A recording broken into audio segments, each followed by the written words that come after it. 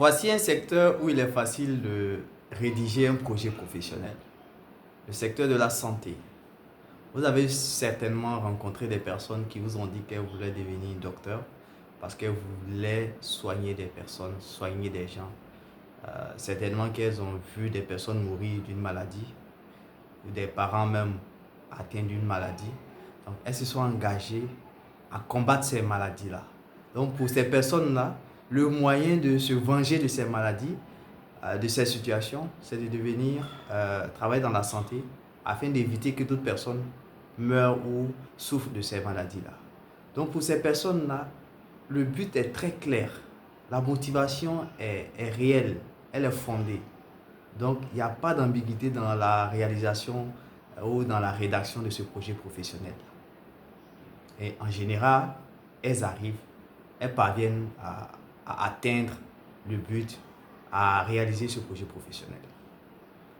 Mais lorsqu'il s'agit des services, un peu comme en finance, plus précisément au niveau de la banque, lorsque vous rencontrez des personnes que vous leur demandez c'est quoi leur projet professionnel, elles vous diront oui, je veux devenir directeur de banque. La question qu'on se pose, c'est de savoir, en tant que directeur de banque, en quoi est-ce que cela contribue ou constitue un projet professionnel pour toi? Et à cette question, les réponses ne sont pas très évidentes. C'est pourquoi, pour construire un projet professionnel, vous devez penser à l'impact que votre projet aura sur la société. Le projet ne se limite pas qu'à vous. La dimension du projet est plus grande que vous. Vous devez penser à ce que la société va recevoir du fait que votre projet professionnel existe. Parce que vous êtes dans une société, vous avez reçu une éducation, vous avez reçu une formation de cette société-là. Donc votre devoir à vous, c'est de rendre ce que vous avez reçu à la société. Donc quand vous allez formuler votre projet professionnel, il faut tenir compte de cette dimension d'impact environnemental et social de votre projet. C'est important.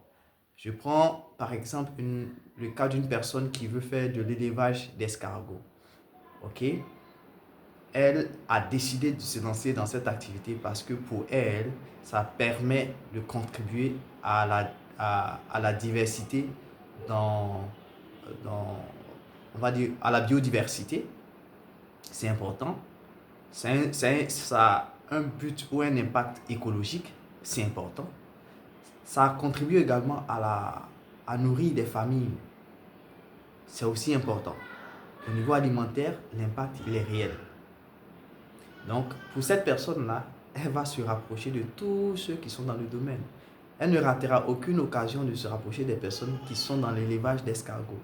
Elle va apprendre, elle va comprendre, elle va se construire à travers toutes ces interactions qu'elle a avec ces différentes personnes-là. Et elle réussira à réaliser son projet parce qu'elle aura l'encadrement qu'il faut, elle aura les conseils qu'il faut, elle a une connaissance, une visibilité sur la voie à suivre. Mais lorsqu'il s'agit de projets et que cela tourne uniquement autour de la position, alors il y a des chances que ce projet n'aboutisse pas. Parce que la position ne définit pas le projet. La position, c'est un moyen que la nature, ou du moins Dieu vous donne, de pouvoir réaliser quelque chose de plus grand. Si Dieu vous a permis d'être directeur de banque, c'est bien parce que, quelque part, à travers cette position, vous pouvez impacter des vies. Vous pouvez participer à financer des activités qui ont un impact social. Vous pouvez contribuer à la réduction du chômage à travers les emplois que vous pourriez créer. Vous pouvez participer au financement de certaines activités pour permettre à des familles qui sont encore dans la précarité de sortir de cette précarité-là. Donc, il faut penser plutôt à ce que vous allez apporter à la communauté à travers votre projet professionnel. Ça doit être suffisamment clair et c'est ce qui donne une force à votre projet. Si vous venez de tomber sur cette vidéo, sachez que je suis Patrice Thibonan Koné. Je suis passionné d'éducation financière plus précisément. J'aime l'humain et je n'hésite pas à partager mon expérience, à partager des conseils utiles à la réalisation du projet professionnel.